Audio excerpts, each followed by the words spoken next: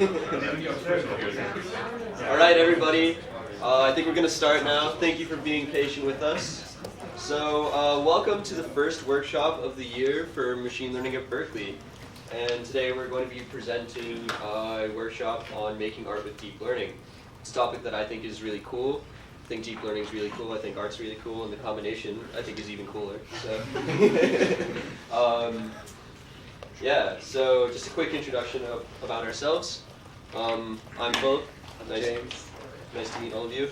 We're both EECS majors. We're both members of machine learning at Berkeley. We've been doing some deep learning stuff for a while now. Yeah. And this is us on Deep Dream. Cool. So we'll show you through the workshop how to do this technique, and then another technique known as style transfer. Yeah, so we're going to get started by going through sort of introductory deep learning ideas. So we wanted to start off with like a survey to sort of see where everybody's at and what people know. So please just answer honestly. Don't feel like you're being judged or anything. We just sort of want to know what people know and what people don't know. So if you could just raise your hand if you know what a neural network is. Okay, cool. Know what the gradient of a function is. Okay, cool.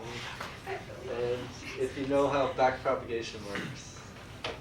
Okay, so less people. Okay, cool. Yeah, so just a brief disclaimer, we're not going to try to teach you comprehensive deep learning in the next 20, 30 minutes, but we'll try to get you to be familiar with the ideas so you know sort of what we're talking about as we move on to the sort of art stuff. Okay.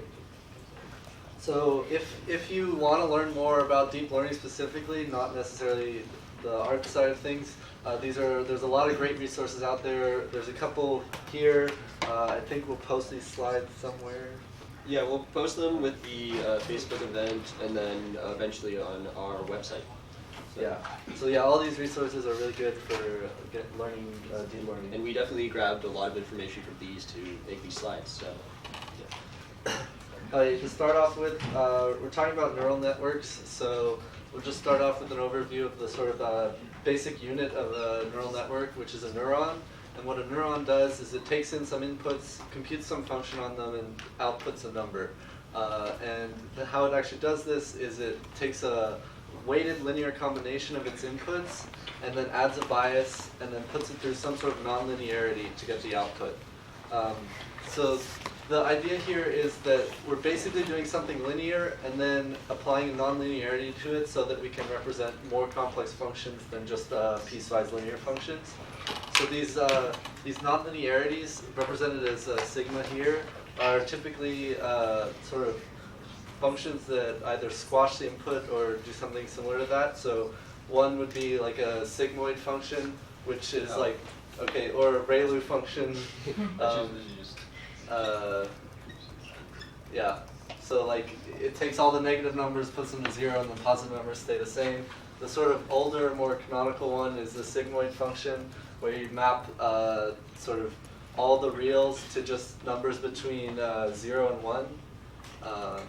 Yeah, those are. I think this is right. It's not really important what the functions are, but yeah. So that's how we add nonlinearity to neural networks. So once we have these neurons, we can compose them into neural networks.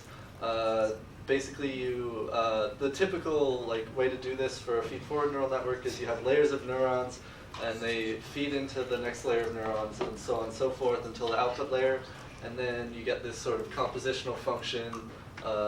Your output is a compositional function of the inputs based on these neurons. If you have any questions, just stop me. Yeah. Okay, so how do we actually teach these neural networks to sort of learn functions that we're interested in? For example, if we wanted to go from images to labels of what's in those images, how do we actually teach the neural network to learn that mapping from image to label? So what we have to do is we have to give it some data and then define a metric that we want it to minimize on that data, which we call a loss function. So for a data set, we usually have x, y pairs. So x would be your image, and then y is your label. and you have a bunch of these pairs, and then you're trying to learn a mapping from x to y, essentially. And the very basic loss function in this case would be saying, okay, if you get it right, if f of x equals y, then you get 0 loss. If you get it wrong in any other way, then you get 1 loss. This is like a very basic loss function, but you could try to minimize this, and then you could hope that the neural network would learn based on this. In practice, we use more complicated loss functions to like improve optimization of the problem, but that's the basic idea. Any questions so far? Okay. So how do we actually update our weights to minimize this loss function? This is a process called backpropagation, and essentially we start from the output and calculate our errors in the output, and then we can, all those errors are all dependent on errors in the previous outputs, and so on and so forth back to the input. And then based on these errors at each layer, we can update the weights for that layer. This is like a very broad general overview, but I think it should be good enough so that you can get the rest of the talk. Yeah. So this process of backpropagation is like trying to descend the loss function, descend the gradient, perform gradient descent on the loss function, which is essentially, if you think of like a most basic loss function that's like this convex shape here, you're essentially trying to like find the point where a ball would stop if it were to roll down this sort of hill.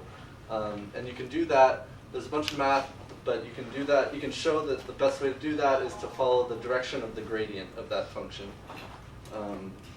Yeah. Any questions? Yeah. So is a gradient like a derivative? The gradient is like a derivative, yeah, essentially.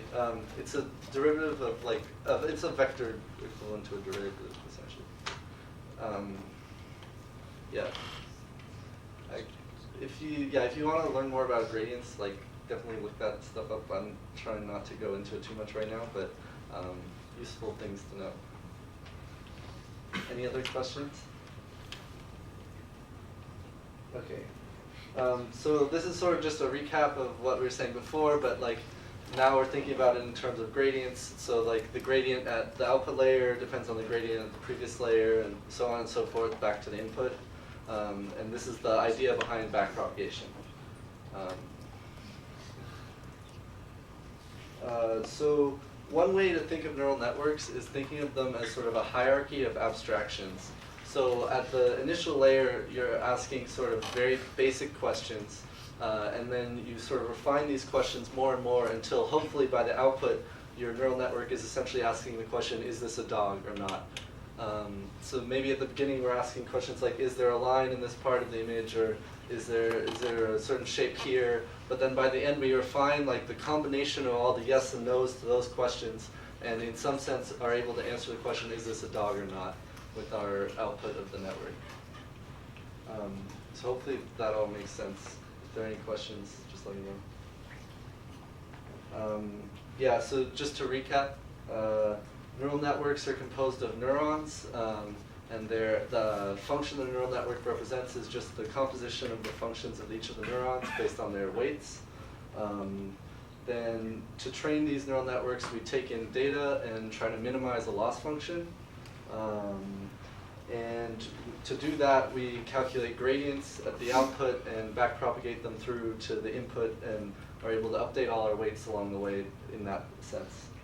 And then just like, again, you can think of this as sort of a hierarchy of abstractions where you ask basic questions at the start, and then by the end you're able to answer more complicated queries. All right. So what we've talked about so far have been basically feed-forward, fully connected neural networks.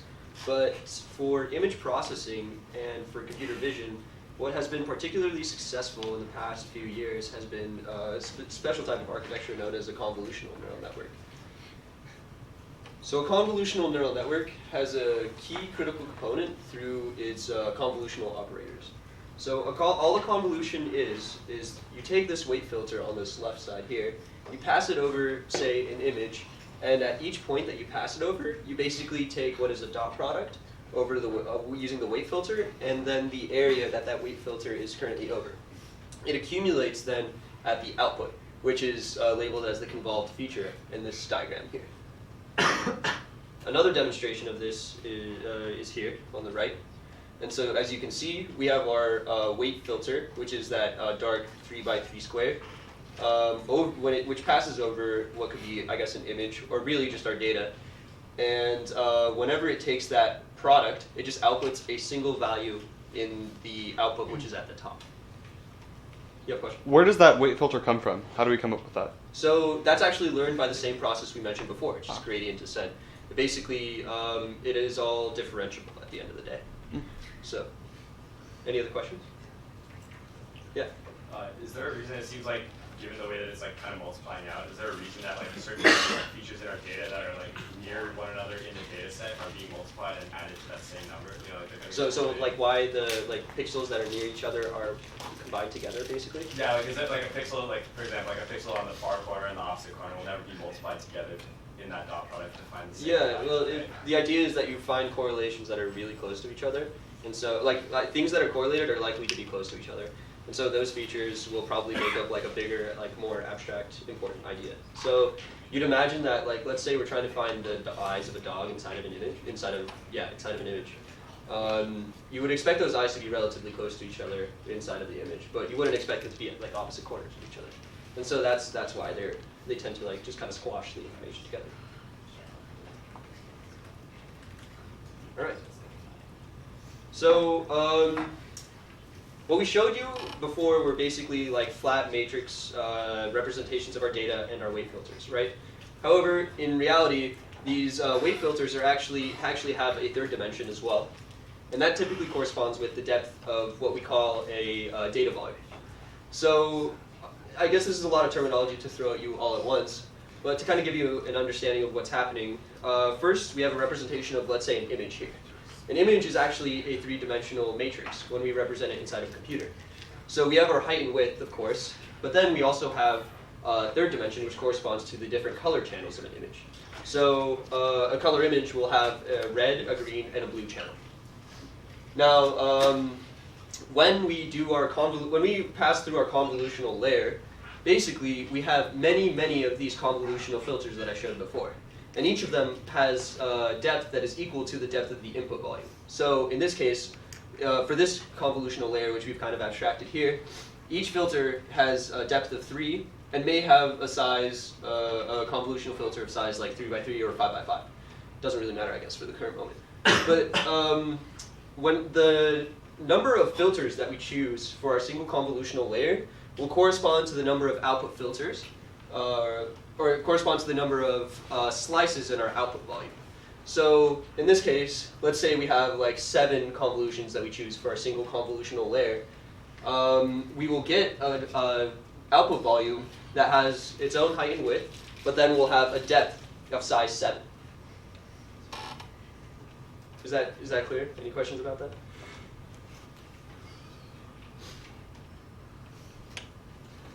Okay, and then so to kind of give you an intuition of what convolutions are doing, I've provided some examples of where convolutions are pretty important in image processing.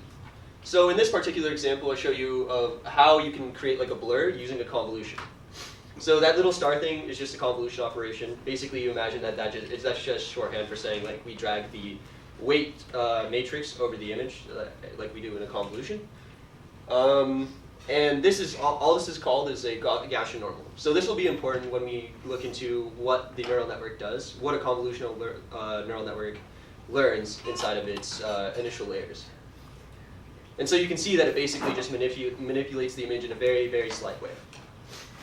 Probably more important is this convolutional filter, which is used for edge detection. So this particular filter is called a Sobel filter. Name isn't really important, but you can see that it's able to identify the horizontal edges inside of this image. This is actually a key critical thing that we learn inside of our convolutional neural network. We randomly initialize our weights, but it turns out that in the earlier layers, our convolutional filters end up matching this like edge detector. Specifically an edge detector called a Gabor filter, which you can look up later. But yeah, it's pretty interesting that this first layer ends up learning these like very low-level features. And this kind of fits into the model that neural networks are building up abstractions. So the first layer ends up learning these like very key critical features of the image. So like edges, these like nice color gradients, I guess this slight like checkerboard pattern that may be important as well. From there, the neural network ends up building up these abstractions to something a little bit more interesting. So you can see in the second layer of this convolutional neural network that we're examining, the network learns this like circle, or learns to activate really strongly to these circles, or these eyes inside of an image. And then at later layers, we see that it activates really strongly to faces of dogs. That's pretty cool. Okay, so quick recap of our neural network bootcamp. CNNs are really good for image processing and computer vision. Convolutions manipulate an image to build interesting representations. And then layers that are deeper in a network, they end up looking for high-level information like dog spaces or wheels on a car or so on. So now that we've gone through the world's fastest overview of deep learning, we're going to get into the sort of deep learning for art type thing. So the first thing we want to show you was an algorithm called Deep Dream that came out of Google. And this algorithm is essentially for hallucinating like sort of features and weird, like psychedelic sort of things into images. So here's a couple of examples of these sort of images, and you can see they get pretty crazy. And there's like dogs in there, fire trucks, and like all sorts of things. So how do we actually like make these sorts of images? So this is the, oh, actually, sorry, yeah, there are some more examples here. I particularly like the center one. That's kind of cool. So how do we go about actually creating these images?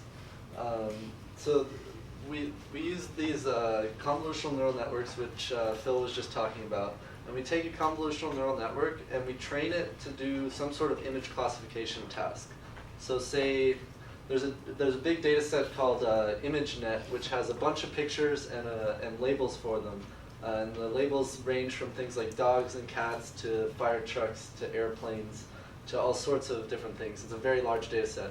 So if we were to train a CNN on this data set and get some sort of decent classification accuracy, then the CNN would be taking these images and being able to sort of represent them in some feature space where they were able to then classify them from there.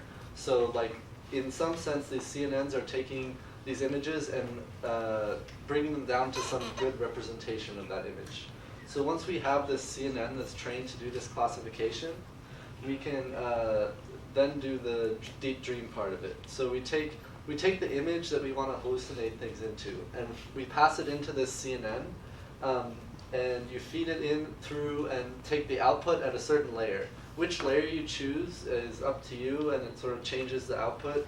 If you go closer to the input, like if you choose a layer that's closer to the input, you get something sort of usually more abstract and like less defined, and closer to the output you usually get things like, you know, big dogs and things like that. So yeah, depending on what layer you choose, different things happen. But once you choose a layer, then you take the output at that layer and use that output as an initialization for backpropagation to backpropagate through to the original image, and you get a gradient on the original image.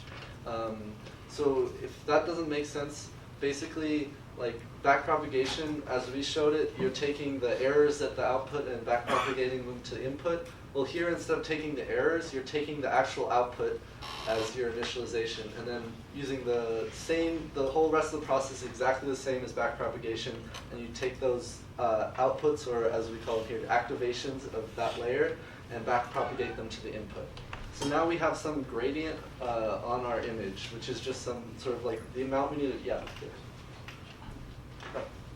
Well, I was just wondering, are gradients derivatives but like different dimensions, like more than two? Yeah, so a gradient of a function is, so like, so if I have like a function of like a bunch of variables, then you can take the gradient of that function, and it's like taking derivatives with respect to each variable, essentially. You can think of it like that. So, like, it's not exactly a derivative, but it's like a vector form. Or something similar. So you can think of it, in this case we have a gradient on our input image. You can think of it as a number for each pixel. And you can think of that number as how much we want to change the input image at that pixel, if that makes sense. So once we have this gradient, we can update our image with the gradient, which is just like change the image by some number times the gradient. But the number is called like the step or learning rate. And then we can repeat this process as many times as we want. And you can see like repeating the process, you get more and more like ridiculous things. So this was run for 10 iterations, then this was run for 20 iterations, and then this was run for 100 iterations. So you can see as you run it more, you get more things coming up. Yeah? Will you be going over the, like I don't quite understand what the seed is and where the iteration is. What the seed is? Sorry. Did you just start with nothing? Okay. I guess I'm just kind of, I don't know. No, so we started, we should have showed that. We started with an image that was essentially like this, but like, you see all these sort of like artifacts, they weren't there. Do you have the original? It would take some time. Yeah, but just think of it as like a normal image of a mountain and grass was the original input. We'll show a demo when we go through the Jupyter notebook. Yeah, you'll see like one with the original and then the change in a second. Okay. Yeah. Yeah. How did like the deep dream know like dogs and cars and stuff? Like, did you have to teach it that? Okay, so because we trained this CNN to classify images like dogs and cars and things like that, the features it learns sort of represent those kinds of images like dogs and cars. So like when you take these outputs, it by backpropagating from those outputs, you're emphasizing these sort of features in your image. So you emphasize, like it takes this image and then sort of emphasizes a dog out of it. I think a good way of understanding it is when you pass it through, when you get to whatever layer you choose, it's starting to make a guess of what could be inside of that image at that point. So maybe it says like, oh, at this pixel you maybe have like a dog that's showing up. Maybe, like it has some kind of uncertainty. And so then you set that as that like a level of uncertainty as your backpropagation, I guess, basically your gradient, which you then backpropagate. And then when you patch that same image back again, it'll be a little bit more sure that there's a dog there, and it'll keep like running this feedback process until it starts hallucinating like a real dog inside of that image.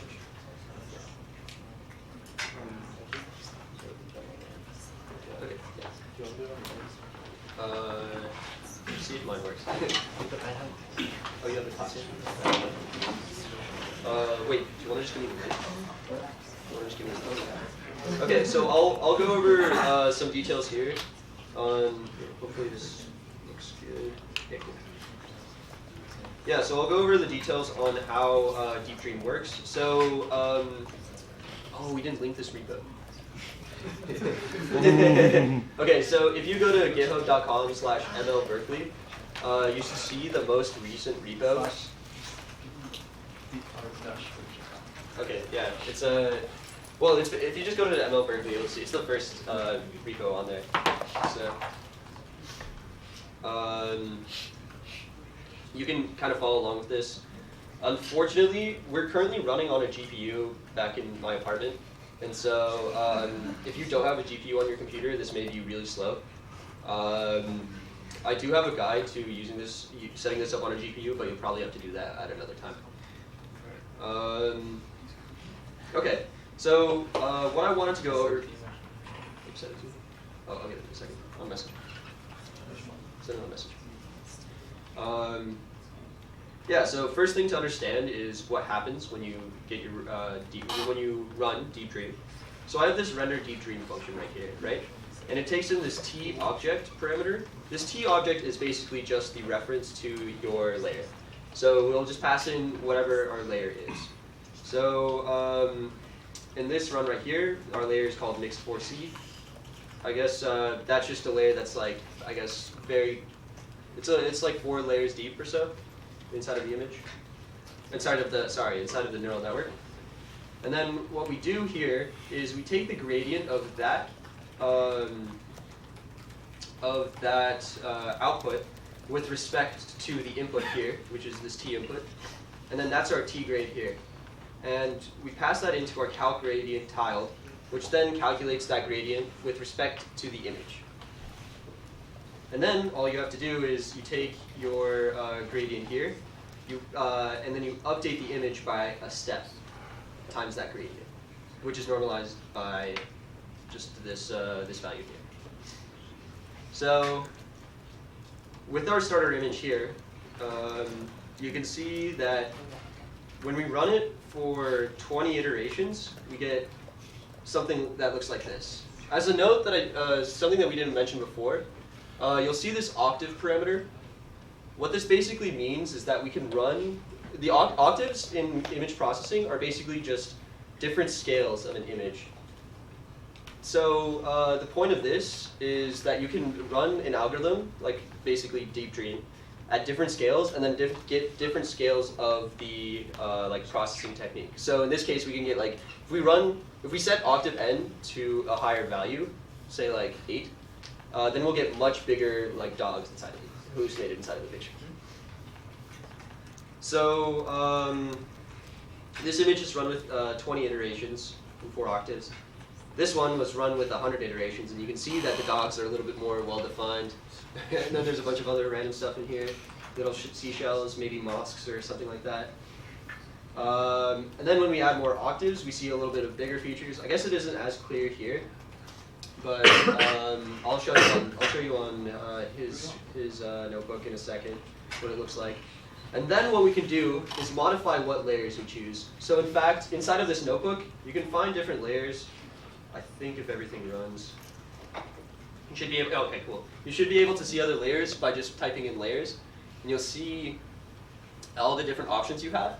And so you can, when at home, you can go play around with this, all these different options, and try to see what different things you can output. The main difference is going to be like the number after the word. So like that's how far from the input you are. So like mixed 5B is essentially like 5 of this layer from the input. So if you go to like the very top of the list, you're going to be closer to the input. So that's the main thing to play around with, is how far you are from the input. And I found that basically everything with the mixed prefix is going to look good. Columns 2D, these ones right here, they end up producing very noisy looking images that don't look cool. So I would stick to everything with the mixed prefix. And so you can see here we go to a layer that's a little bit higher than the previous one. Since this one was mixed 4C, this one is mixed 3B. And you can see that we have a little bit more abstract kind of features, more like edges and lines rather than like dogs and mosques and so on. And then here's another one that looks pretty cool. And so we actually rendered a picture of the class. Don't do this. Don't do that. Don't do this. Don't show that. Okay, 1 second.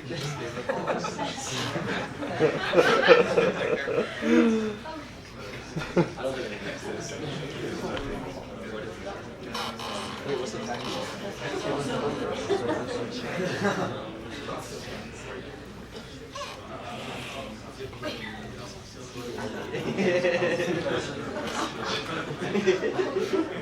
I didn't read it.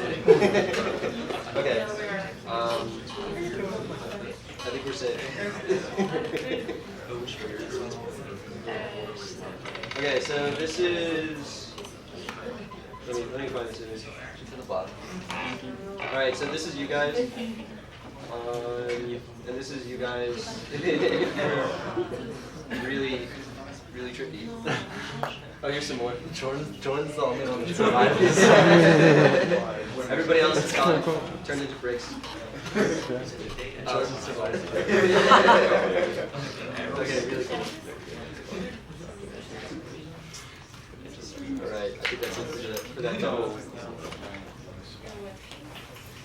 All right, so what we covered was a neural network that uses ImageNet, or that was trained on ImageNet originally. However, you can actually get some more, you can get some cool renderings by using networks that are trained on different data sets.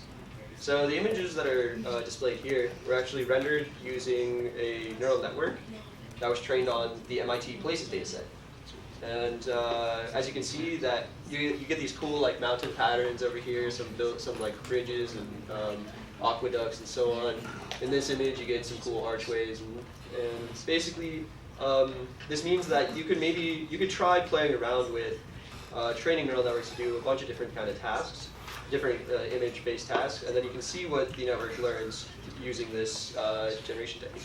Yeah, question over there? So earlier you showed a picture of a bunch of Gabor filters. Yeah, My yeah. question is, how did you probe the neurons to activate so that you can see what the filters look like? And is it in the early layers? Yeah, so in the early layers, I think you can visualize them directly because they're just like they're just 3-channel weight filters basically. So that all we had to do there was just literally take the weight filters and then like put them into an image processing program. But the other way to do it is by literally backpropagating what it expects. In fact, I think it's actually very reminiscent of what the process is for. One technique is very reminiscent of the of the deep dream process, and so you can actually visualize what the network's learning there. And another one, what you do is you basically take a bunch of candidate images, and then you just run it through the network and just see which images activate which filters, and then you can see what the filter is looking at based on what the output volume is activating to. And is this a feature of all neural networks that learn visually, or is it specific data sets? Oh yeah. So, Or which one? you're talking about this slide, right? Yeah. I don't know if it's, I mean, obviously this is not going to be the same for every neural networks, but like ones that do well on visual tasks usually look something like this. And in terms of how you actually get this, you can see like each of these images is going to be like height by width, so the size of that filter, and then the number of channels is the number of images we've plotted here. So you have this 3D volume, which is your weights, and it's going to be height by width by some channel dimension. And so the height by width is the size of each one of these squares, and then the channel dimension is the number of them. So we've literally just plotted the values as images. Does that answer your question? Yeah. Okay. Any others about that or deep dream?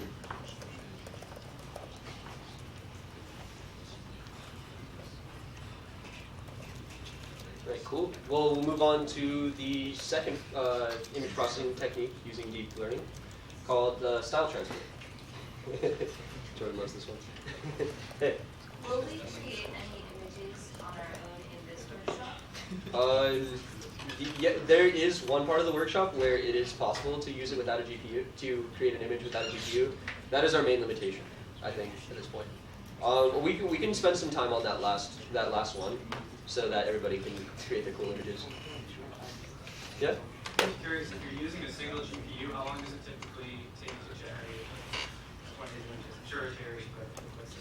So, The deep dream ones are like 2 minutes on a GPU, and like 90 to 120 minutes on a CPU. I think that's for style transfer. Oh, style transfer. Yeah, so for Deep Dream, for the number of iterations we ran, it'd probably be about like 40 seconds or so on the GPU, and I imagine it scales approximately the same, so maybe like an hour or so for a CPU on Deep Dream. Yeah, we can spend some time at the very end just kind of like going through runtime and stuff like that, and just demonstrating how long it takes. Yeah. Style transfer, like are those phone apps that Yeah, exactly. how come the phone is able to process it? Well, so the phone, there's that's the technique that we'll talk about at the end. They actually use a very optimized neural network to create those images. So basically, actually it's two things. So first, I'll get to this in a second on why it can process a lot faster. But yeah, it's basically like you can use a smaller neural network and you can use a single neural network instead of doing what this technique requires. Okay, so before we get into style transfer, it's important to start from where style transfer originated from. So pretty much the beginning of style transfer came from texture synthesis. Basically, you take an input texture, this little corner, this little piece of the bottom left, and you try to create a larger image with the same texture. Early methods that came from people like Professor Efros in the early 2000s used nearest neighbor matching to synthesize textures. And this was actually pretty good. As you can see, they were successfully able to take this little patch here and create a pretty convincing looking larger texture on the right. However, this technique tends to break down with certain textures, especially with textures that have some kind of uniformity inside of them. So in this particular case, brick walls were basically a pathological case where when we try to use the same method, we get these really, really small bricks and these really, really long bricks. So it's clearly not what we desire. So basically, we gotta ask ourselves, why don't we just throw deep learning at it?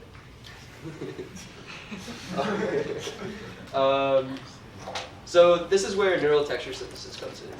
The basic idea is you take a image that you want to grab the texture of, you pass it into your neural network, and you get some kind of featurization, and then you want to use that featurization to create a new texture. So as you can see, maybe it isn't that clear, but the texture on the left is replicated here on the right. So these are actually two distinct images.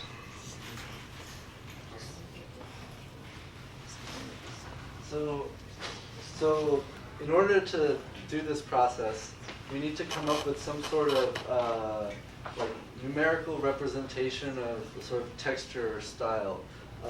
And the way that the people who wrote this paper on neural texture synthesis did it is using Graham matrices. So essentially, we have this output volume of our convolutional layer, which is, as I was talking about before, height by width by channel. And we take slices through the channels of the, like pairs of slices through the channels of this output volume, and then take their outer product, and then sum across all the possible pairs. This is sort of an odd way of thinking about it. I'll show you a better way of thinking about it in a second. But this Graham matrix turns out to be a pretty good like representation of like style or texture of an image. So like another way of thinking about this is if we were to reshape that volume into a C by HW volume, like the one on the left there, sorry, matrix, not volume.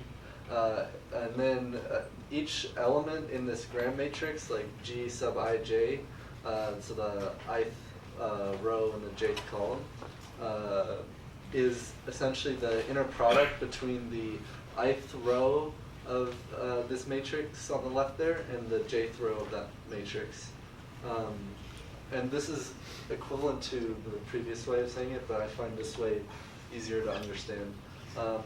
And I guess one actually sort of like an open research question is why this actually represents style in any reasonable way. And people have theories about it, and the usual like sort of hand-wavy argument is that this is essentially, by taking inner products, we're taking some sort of auto-correlation between the features, and that's in some way representing the covariance across our filter, and that second-order statistic somehow compares these distributions, and then so if they're similar, you get like sort of similar texture, and you're sort of ignoring means by taking second-order statistics. But nobody really knows perfectly well why it works. It's more of a heuristic, as far as I can tell. Yeah. So, yeah, now that we have this Graham matrix tool, all we basically do is we take our desired texture, we pass it through a network similar to Deep Dream, and then at each convolutional layer, up until the 5th convolutional layer, we calculate the Graham matrix for that specific output volume. So those little boxes that are output from each layer, that's our gradient matrix. And then we take a target image, which is normally, it's randomly initialized, so basically just looks like some noise. And then we also pass it into a neural network. And we also calculate the gradient matrices for each single for each convolutional layer output. Then what we do is we compare those gradient matrix outputs, and we use that as our loss function. And then we use that information to backpropagate the error between those two values back through the network into our image, which we adjust similarly to how we adjusted DP. Basically just adding the gradient by some step size to the image. Any questions about that? Yeah. So is this using like a pre-trained network like we did for DreamWorks, or is it you're actually training a separate network by doing the gradient descent this way? Yeah, sorry I wasn't clear about that. Yes, this is a pre-trained network. So again, we have to train this on ImageNet again, and then that gives us a nice feature representation through each of the different layers that allows us to do this kind of process. So this is pretty good. It actually produces like very realistic looking textures. So at the top row you see the original images, and then this middle row you see the output of the first layer just on its own, and it's actually pretty bad. So clearly we have to do something a little bit better than just the first layer. And so this last row down here is the output of I think it's after the fourth or fifth layer of the convolutional neural network. Using the output of the fourth or fifth layer of the convolutional neural network for your like comparisons between your target image and your source texture image. And it turns out pretty good. And then this bottom right image, you see like TVs replicated everywhere. I thought that was pretty cool.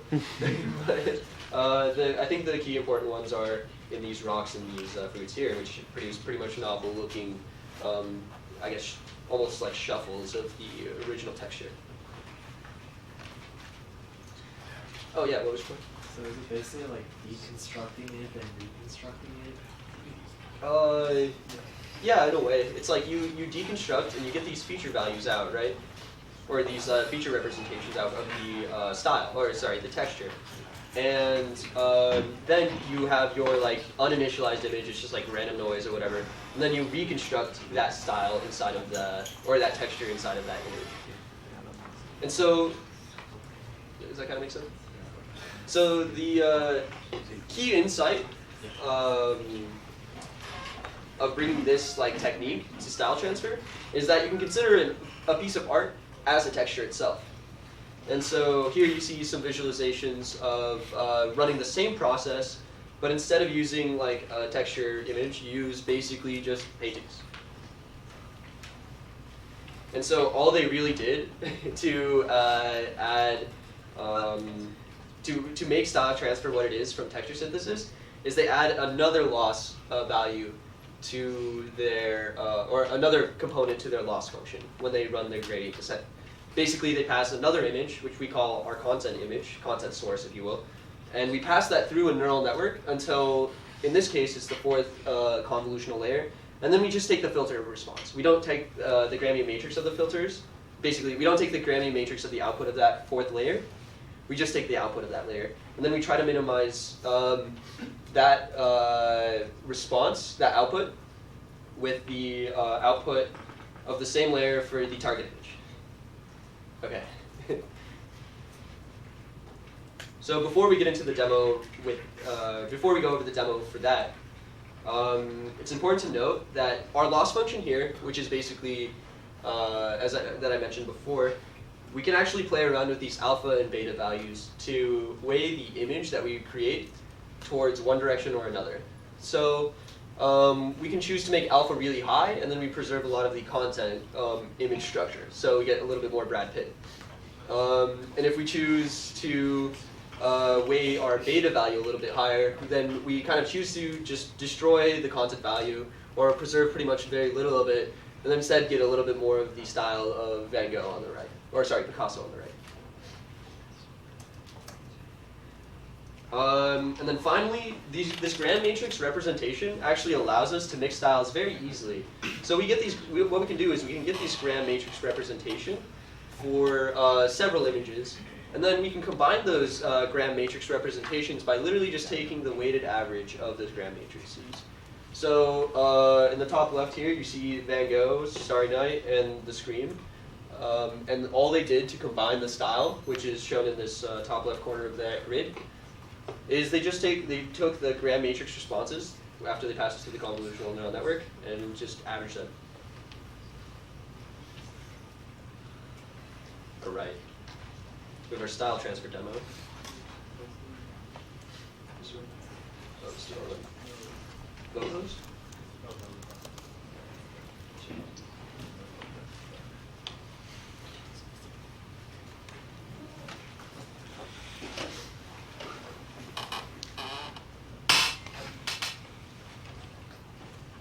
All right. Taking a moment. You take a moment. Up front. Okay, cool. So here I've provided all the parameters you need to manipulate the style transfer representation. I would play around with these on your own time, but I think the more important ones are your content weight, your style weight, which are basically those alpha and beta values for those loss functions that I showed earlier. Your learning rate. Actually, I would probably leave the learning rate. And then the number of iterations you choose. I think that the more iterations you choose, the more likely it is that the result will be better. So I'll show you the results here of some images that we ran before. So as a note, we mentioned from an earlier question that running this algorithm on like a 512 by 512 image will take about 2.5 minutes on a GPU, and will take about 90 minutes on a CPU. So I recommend you try to get a hold of a GPU. There's AWS offers some cheap credits for you. If you're they offer actually free credits if you're a student and you haven't signed up before. Or there's other cloud providers that also will give you free credits as a student. So here we have our sky image from before. And then we have our style image, which is a Japanese painting of a wave. And you can see the combination here. Kind of all the pictures next to each other.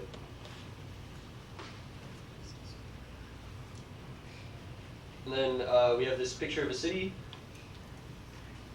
New York City. And then we have a painting of New York City. And then you can see what the neural network made here.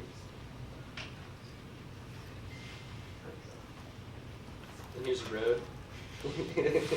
The wave again. Yeah, I think this one's really cool. Is this the one where? Oh no, the next one's where you apply. So for, did you do those side? So in this one, what we did is we set the content weight. We heavily bumped up the content weight, and we bumped down the style weight a little bit. And so as you can see here, the content is more or less preserved. It looks a little bit different from the result that we get here. So yeah, you can. I would recommend playing around with those parameters when you have a chance. Yeah, what's your question? So I noticed all the styles have been paintings. Yeah. What would happen if you took a painting and applied a photograph style to it? So this particular algorithm isn't terribly great at getting like really crisp features. So that's why it's really good at paintings. But if you try to go the other way around, it's not terribly great. Now there's actually a bunch of algorithms that have come out recently, specifically with like generative adversarial networks, and there's also a deep photo style transfer, which came out in the past year or so. That does actually manage to get like really crisp, like nice hard edges that you'd look for if you're trying to do something like that. We'll actually have a workshop on generative adversarial networks in November, so stay tuned for that, and we'll probably go over an example like that. All right. Yeah. And then finally, we have another picture of our workshop. and apply the wave style to it. Right. Oh, there's another one? Oh, sweet. Oh, it's the New York City picture. Oh, nice. This is really cool. So, as you brought up, you mentioned that the runtime could be pretty slow, and you were wondering how you can actually use this technique on a phone, because you've seen like Prisma, and then actually I think Facebook and Snapchat have started actually implementing this on their own as well. So, as you understand, we have to go through this network like over and over again. We have to basically forward propagate and backward propagate through a network, and that ends up being really expensive, and it takes a really long time, especially if you have a CPU. So the solution is just to train a neural network to actually perform this directly. Because as you can imagine, we're learning a lot. We're pretty much running a loss function every time we do this like style transfer process. So it seems very conceivable that we could just train a neural network to do it for us. So the basic limitation, I guess, of this specific technique is that you have to train a CNN for each style. But that means that once you actually have a trained CNN, you can just basically run this in like 100 milliseconds on a GPU, and then like less than 10 seconds or so on like a phone, which is really nice. Well, like with extra optimizations, I guess, on a phone. So yeah, the idea is fairly similar. Except for now you add this like neural network training inside of your loop. So first thing you do is you take your style image right here, and you pass it through your VGG network, which is the neural network that we were using to get our nice styles. And then you get your style representation, which is going to be like all the gradient matrices together. And then what you do is during training, for a single content image, you pass that through a VGG network, you get its content representation. And then you pass the content image through your network that's currently being trained. That network outputs an image that is hopefully stylized, and then that image is passed through the VGG network, and you get a content representation of that output image, and then the style representation of that output image. And your idea is your loss becomes the difference between these two representations, the style representation of the original image, and then your output image, and then the content representation of the image that you just fed through the network, right here, and then the output image is content representation. So what you do here is you train your source of content images. In this case, will basically be just like a large data set. So you can use ImageNet. There's another one called MS-COCO that was used in particular for this. But then once you've done that and your loss is really low, basically your network will be trained, and then you can just run Feedforward really quickly. Yeah, what's your question? Why do you run the style each time? Why not just fix it? Like, oh, you actually can just fix the style. So you can fix the style image's style, and then you don't have to rerun it every time. So you don't have to run the style image through to compare for your loss each time. Yeah, you'll have this representation handy, but then you'll always have to run the output image through the VGG network to get the output image's style representation. Because that output image is going to change as you train the network, right? Like, you only have to run this part once, but every other arrow you have to run multiple times. Got it. For each like training step, you could say. Yeah? Just to make sure I understand this correctly, when you, on the right hand side, the output images, for the content representation, that's just the direct activations at a certain layer, and then for the style representation, is we turn that into variant. Okay. Exactly, yeah. So you have your content representation here. Literally no special manipulations or anything like that. But then here you have your style representations. And this is identical to what happens inside of the training regimen for the like feed-forward style transfer, the fast style transfer method. Yeah? So I know you mentioned the MS-COCO dataset, and I know Yeah. that also has captions with the images. So I'm assuming when they train this network, they're actually just throwing out the captions? Yeah, they just don't need it. Because the objective is not, it has nothing to do with the captions themselves.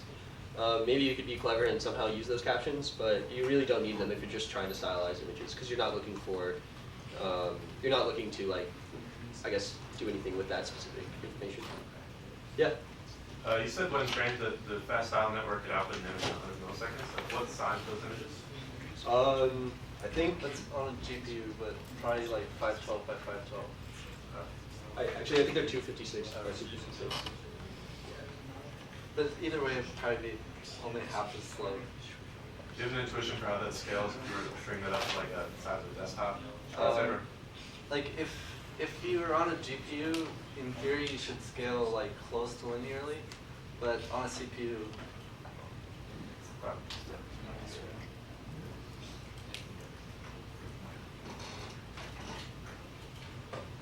Oh, no, that's it. Oh, okay. Well, this is basically you just take your image. Now that you have your trained neural network, you can just take your image and you can just pass through your network, which is that like sideways thing, and then you get a nice stylized output.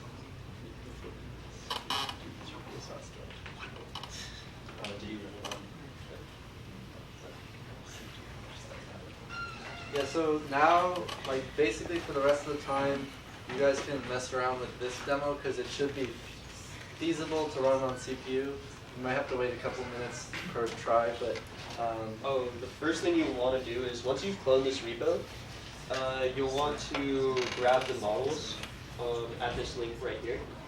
So this is in the fast style transfer IPython notebook from the repo. So you want to go here, and you want to choose one of these to download.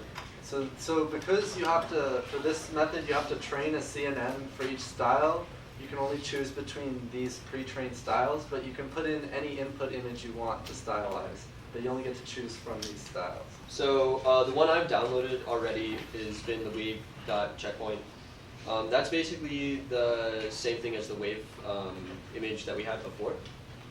And so I'll just run through the demonstration here.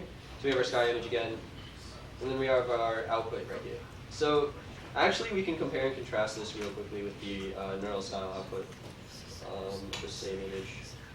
And you can see that there is actually like a slight different change in quality. So let's see. I'll just kind of switch between these quickly. So you can see right here, this is the slow algorithm, which basically has to iterate through the image and then iteratively update it. And then this is the fast result, which looks a little bit more, yeah, it's a little bit more cartoony, kind of a caricature. So the slow method is it produces a slightly better quality image, but the fast method is a lot more reproducible and something you could probably run on your CPU. If you want to run your own images, you just go. So once you've downloaded the checkpoint file that you want, you can change wave to whichever checkpoint file that you downloaded and put it in the data directory. Then you can change this. Like if you move an image you want to stylize into the images directory, then you can change this name to whatever your image is called, and then run it on that. Oh, actually, we can run it on a workshop.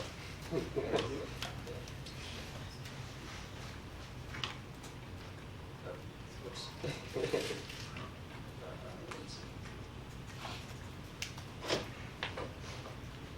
There we go. So you guys, you failed to create session. Oh, okay. Well, there's some problems. Sorry. His laptop's having the, but it should work. Works Yeah. on mine. Street connector. Yeah. So, well, here's one more example of a feed forward through the image, or through the network. So we have our city image again, New York City, and then we pass it through the same style, and you get this kind of cool process, this cool result here. Yeah. Can you talk about the convolutional neural network algorithm and like how it works? You kind of like went over it, but like. Yeah, we definitely can. So before we get to that, I guess that's pretty much it for the main part of the workshop.